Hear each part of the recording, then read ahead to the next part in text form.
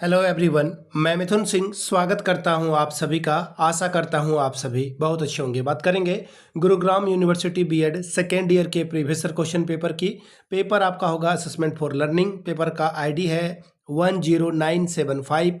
2025 का ये question paper आपके साथ में साझा कर रहा हूँ। थोड़ी सर्दी है इसलिए आवाज़ मेरी भारी है, सॉरी फॉर दैट।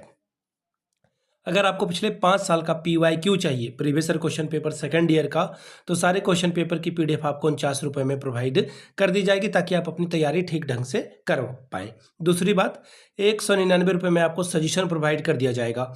अब ये सजेशन क्या होता है? सजेशन यानी कि वेरी वेरी इंपॉर्टेंट क्वेश्चन, ऐसे सवाल जो एग्जाम में पूछे जाते हैं, आंसर के साथ आपको प्रोवाइड कर दिया जाता है, जिसमें आपका PYQ भी फ्री ऑफ कॉस्ट आ जाएगा। अब देखिए ये सजेशन तैयार कैसे होता है। सजेशन तैयार होता है पिछले 10 साल के PYQ को स्कैन करते हुए।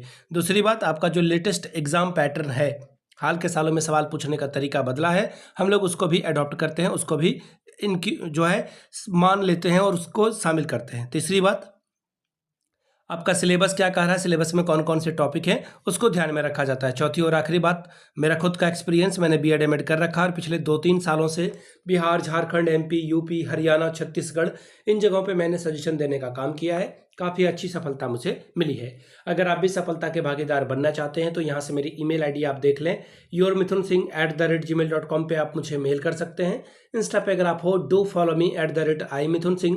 बाकी आप मुझे व्हाट्सअप कर सकते हैं 7979054474 पे। तो चलिए गुरुग्राम यूनिवर्सिटी के असेसमेंट फॉर लर्निंग वाले क्वेश्चन पेपर को हम लोग देखेंगे कि किस तरह का सवाल 2025 में पूछ लिया गया था। यहाँ से आप देख पाओगे, ये रहा आपका पेपर। असेसमेंट फॉर लर्निंग का एग्जाम आपका 2025 में हुआ था। BEd सेकेंड ईयर का ये पेपर 80 नंबर का पेपर है। 3 घंटे का वक्त आपको यहाँ से मिला था। ध्यान दीजिएगा, इन्होंने सारी बातें बता रखी है कि प्रॉब्लम आपको ना हो। सबसे इंपॉर्टेंट नोट है, 5 सवालों का जवाब आपको देना है। हर एक सवाल जो है आपको एक एक यूनिट से एक एक सवाल आपको चुनना जरूरी है और क्वेश्चन नंबर 1 क्या है, कंपलसरी है। ठीक है, चलिए। और इसका ऐसे डिस्ट्रीब्यूशन आप समझ लो, 16 नंबर यानी कि 16 5 आर 80 स्कोर आप कर सकते हो। ठीक है, पहला सवाल देखिए क्या है। क्वेश्चन नंबर 1, शॉर्ट नोट्स आपको लिखने के लिए कहा गया है और हर एक सवाल के लिए 4-4 अंक, 4 सवाल सॉल्व करने हैं। 4 चौके 16 नंबर यानी कि 4 आर 16 स्कोर आप कर सकते हो। पहला सवाल, teacher as a facilitator in assessment for learning. दूसरा है क्वालिटेटिव एंड क्वांटिटेटिव असेसमेंट। तीसरा सवाल है concept of a question bank और अगला है स्केल्स एंड मेजरमेंट, यानी कि अधिगम आकलन में शिक्षक एक सूत्रधार के रूप में है, इसके बारे में बताएं। फिर है गुणात्मक और मात्रात्मक आकलन के बारे में। फिर है प्रश्न बैंक की अवधारणा के बारे में लिखिए टिप्पणी और मापन के पैमाने के बारे में लिखिए। तो ये था आपका पहला। अब यूनिट 2 की बात कर लेते हैं। सवाल number 2, What do you mean by assessment? Discuss its important and principle involved in carrying out the assessment for performance of a learner. देखिए 4 + 6 + 6 यानी कि 16 अंक आपको मिलेगा। आकलन से आप क्या समझते हैं, इसके महत्व और शिक्षार्थी के प्रदर्शन का मूल्यांकन करने में शामिल सिद्धांतों पर चर्चा कीजिए। सवाल number 3, what is national curriculum framework 2005? NCF 2005 के बारे में सवाल पूछा गया है।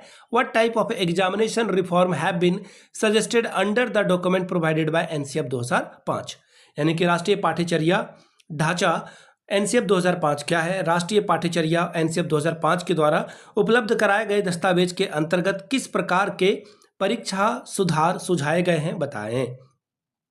बात करेंगे यूनिट 2 की। सवाल number 4, what do you mean bye formative and summative evolution? Formative यानी कि आप जो है, जैसे सपोज कर लो कि आप फोर्स पढ़ रहे हो और फोर्स को पढ़ाने के बाद आपसे जो है साथ ही साथ पढ़ाते पढ़ाते आपका टेस्ट ले लिया जाए, ऑरली या फिर रिटन, तो उसे बोला जाएगा formative assessment.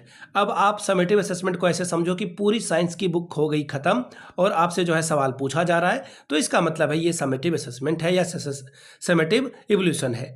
Describe the characteristics and uses of formative and summative evaluation in detail. निर्माणात्मक और संकलनात्मक मूल्यांकन से आप क्या समझते हैं? निर्माणात्मक एवं संकलनात्मक मूल्यांकन की विशेषताओं और उपयोगों का विस्तार से वर्णन करें। 5वां सवाल, What is an interview? Write down the main objectives and process of interview in detail। 4 + 4 + 8 यानी कि साक्षात्कार क्या है? साक्षात्कार के मुख्य उद्देश्यों एवं प्रक्रिया के बारे में विस्तार से लिखिए। अगला सवाल यूनिट 3 से 6 नंबर का सवाल, what is semester system? How can it be helpful in doing away some major defects of a traditional examination system, explain its advantages and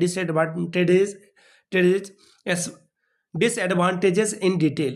यानी कि सेमेस्टर प्रणाली से आप क्या समझते हैं, या पारंपरिक परीक्षा प्रणाली के कुछ प्रमुख दोषों को दूर करने में कैसे सहायक हो सकती है, इसके लाभ और हानियों को विस्तार से समझाएं। 7वां सवाल एक्सप्लेन करना है आपको concept and framework of exam on demand. अगला है meaning and process of remedial teaching. आगे देखिए, मांग के आधार पर परीक्षा की अवधारणा और ढांचा के बारे में बात करिए। उपचारात्मक शिक्षण का अर्थ और प्रक्रिया बताएं, यूनिट 4 सवाल नंबर 8वां। What do you mean by statistics, discuss the need and importance of statistics along with its limitation in detail. सांख्यिकी से आप क्या समझते हैं, सांख्यिकी की आवश्यकता और महत्व के साथ साथ इसकी सीमाओं पर भी विस्तार से चर्चा करें। सवाल नंबर 9, डेटा आपको दे दिया गया है, रैंकिंग मेथड के आधार पर आपको कोरिलेशन फाइंड आउट करना है, एक्स वाई की वैल्यू आपको गिवन है। ठीक है, तो ये था आखिरी सवाल। तो गुरुग्राम यूनिवर्सिटी के पिछले 5 वर्षों के PYQ को अगर आप लेना चाहते हैं तो ये आपका 49 में, और अगर आप सजेशन लेना चाहते हैं तो 199 रुपये में आपको ये प्रोवाइड कर दिया जाएगा। यहाँ से मेरी email ID आप देख लें, yourmithunsingh@gmail.com पे आप मुझे मेल कर सकते हैं। इंस्टा पे अगर आप हो डू फॉलो मी @imithunsingh। बाकी आप मुझे व्हाट्सअप कर सकते हैं 7979054474 पे। वीडियो को यहाँ तक देखने के लिए आप सभी का बहुत बहुत शुक्रिया। Have a good day.